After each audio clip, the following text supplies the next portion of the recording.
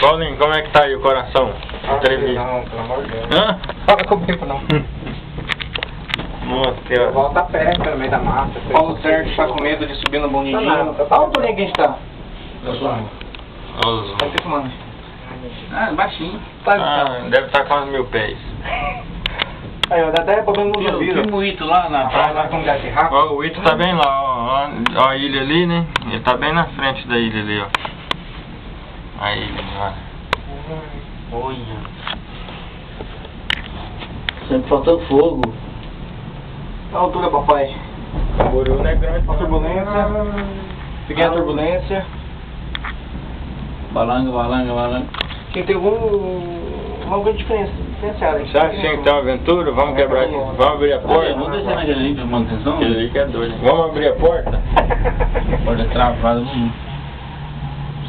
7. Estamos chegando, moçada, tranquila a viagem.